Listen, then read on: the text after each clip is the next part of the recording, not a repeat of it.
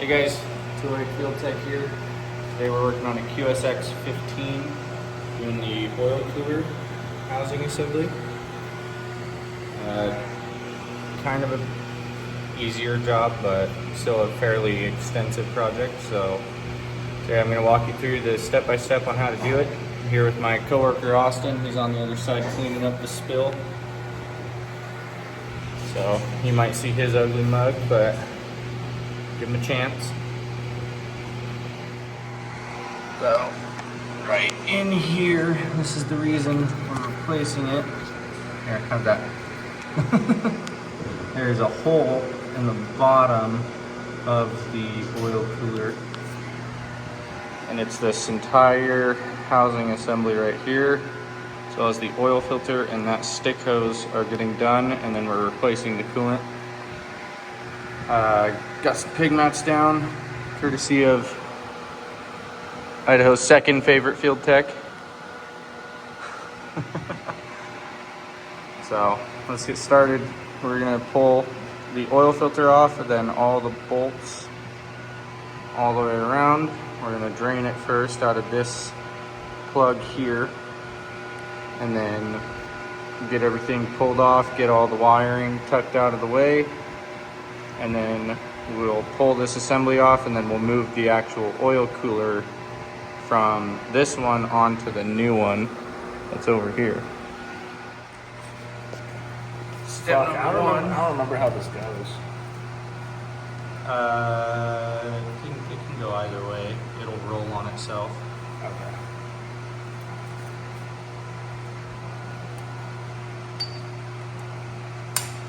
So you'll remove the oil filter first. Well, drain the coolant first. Ours has a drain valve here, which is what we used. So he's working on the oil filter, and then he's gonna drain that, and then we'll pull that turbo feed line off, and then we'll go from. So when removing an oil filter, what's one of the better tips that you can give to? Don't slip and drop it. Don't let it slip and fall into the bucket while facing your face? Yeah. Would you like some rags? Yeah.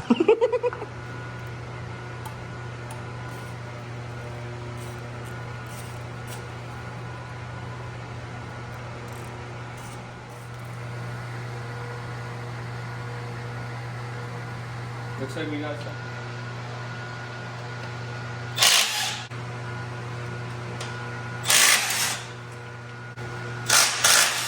Gotta be busting that nut.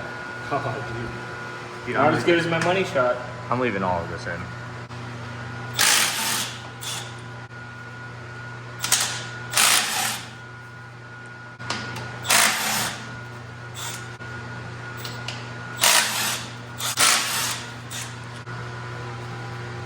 We're practicing for that.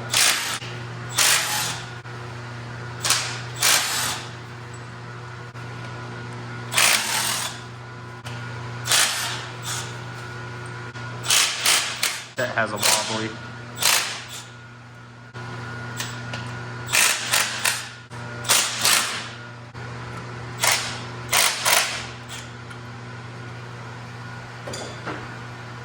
Okay. Those knockers. Let's see if we can get this guy. There we go. Okay, those are perfect.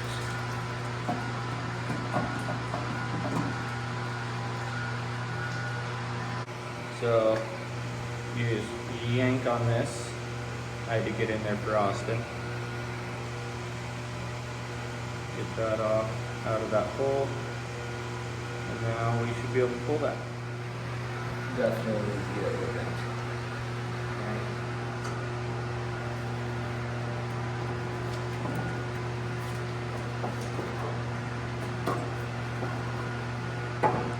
Careful with that hose. There you go. Let's take it out to the asphalt.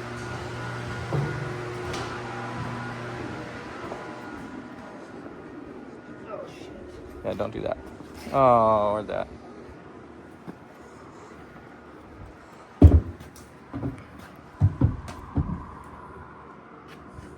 Talk about in a nick of time. There's a cavitation hole Austin just pointed out leads straight to where the oil goes. So if this hadn't started leaking, we would have started sharing. But the new one is different, so we're gonna figure that out. So we got the oil cooler pulled off of the old one. Getting the oil out of it right now. You know, oil man here. And then we had to go get these gaskets. So we're gonna get this thing put back on. All it is just 4 bolts on either side, 2 on either side. The dual coolers have the same 4 bolts, but on that side, or on the far sides on both of them, there's a flange that has 2 gaskets, one on either side of where this tube goes. But we're going from a dual cooler to a single because Cummins sent us a single instead of a dual, and we need this unit operational. So we're just gonna run the one. It'll bolt right up to here. Show you that in a second. All right, it's the next day. I don't have my helper anymore. He has vanished to a different job for the morning. Got the mating surface all cleaned up with the die grinder. Now, we ran into a problem last night. The old one had a plug here and this one does not. So we pulled it out of the old one.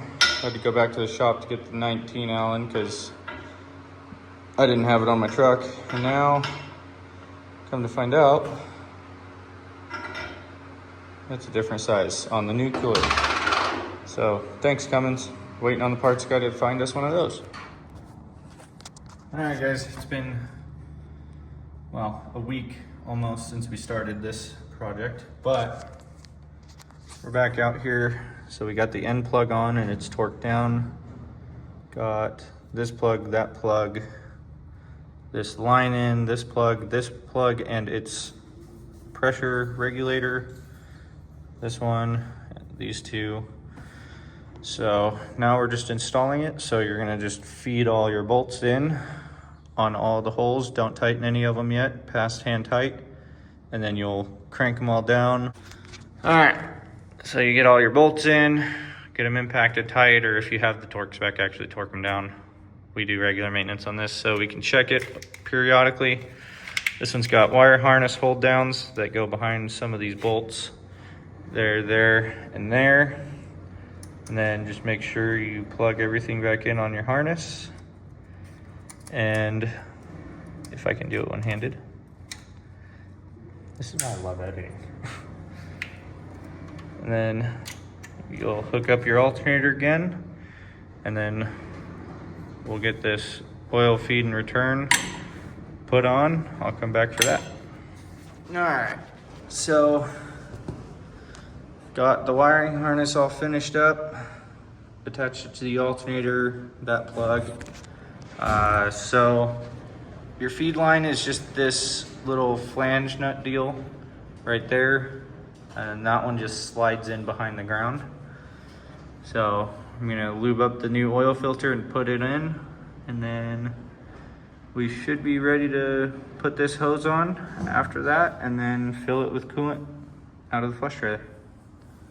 So we're about wrapped up with this. It should have been a lot quicker.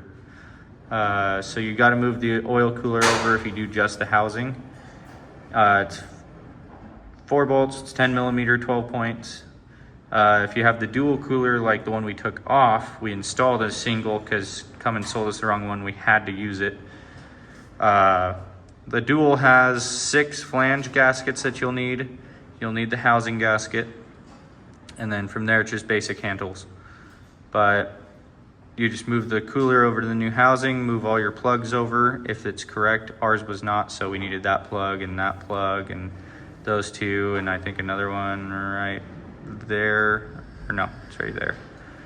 So you move all your shit over and reinstall it. All right, we got it all back together. So it's fully bolted down. Oil lines are in, all the plugs are in.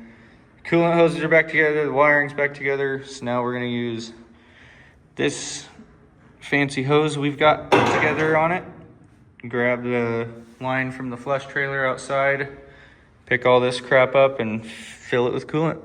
and then we'll run it for a few minutes, and then we'll shut it off, check the oil, top it off, because you have oil in your cooler that now is dry. So we got to let it circulate to that and then make sure we're good, and then we're going to run it for about an hour.